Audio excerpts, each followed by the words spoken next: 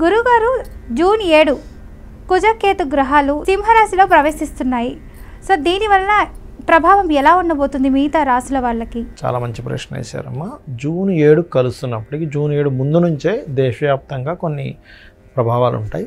ముందుగా ఈ కుజుడు ఫైర్ కారకుడు, పేలుళ్ళు కారకుడు, ఆర్మీ కారకుడు, పోలీసు, వీళ్ళందరికీ కారకుడు. సింహరాశి అనేటువంటిది అధికారుల్ని, రాజకీయ నాయకుల్ని తెలిపేటువంటి స్థానం అది.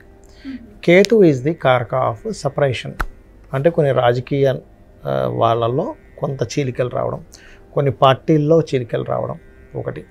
రెండవది రాజకీయ నాయకులకు కొంత ముప్పు ఉంటుంది, లేదా కొంతమంది మార్పులు, ఈ సంవత్సరంన్నరలో మార్పులు జరుగుతాయి, ఒక్క రోజులో కాదు. అలాగే మరొకటి ఏంటంటే కొంచెం అగ్ని ప్రమాదాలు జరగడానికి ముందు నుంచే, జూన్ 7 వరకు అక్కర్లే, ఇంకా ముందు నుంచే మేలోనే జరుగుతాయి కూడా కొన్ని అగ్ని ప్రమాదాలు జరగడం. ఓకే. అలాగే మరొక విషయం ఏంటంటే అగ్ని ప్రమాదాలతో పాటు పుణ్యక్షేత్రాల్లో, ఇప్పుడు కేతు అనేటువంటిది పుణ్యక్షేత్రాలమ్మా. మనకి బద్రీనాథ్ కావచ్చు, మనకి నెక్స్ట్ చాలా ఉన్నాయి, మనకు దేశంలో ఎన్ని పుణ్యక్షేత్రాలు అయితే ఉన్నాయో, కాశీ కావచ్చు, లేకపోతే మనకి నెక్స్ట్ స్టార్ట్ అవబోతుంది ఎండాకాలం రాగానే మనకి అమర్నాథ్ యాత్ర స్టార్ట్ అవబోతుంది. ఇట్లా ఏవైతే ఉంటాయో, పూరి జగన్నాథ్ కావచ్చు, ఏదైనా బాగా రద్దీగా ఉండేటువంటి, అది హైదరాబాద్లో కానివ్వండి, ఇంకెక్కడైనా కానివ్వండి, వేరే వేరే పుణ్యక్షేత్రాల్లో ముఖ్యంగా సెక్యూరిటీని పెంచాలి ఈ 2-3 నెలలు కూడా. మే నుంచే, మే, జూన్, జూలై, ఈ 3 నెలలు పర్టికులర్గా.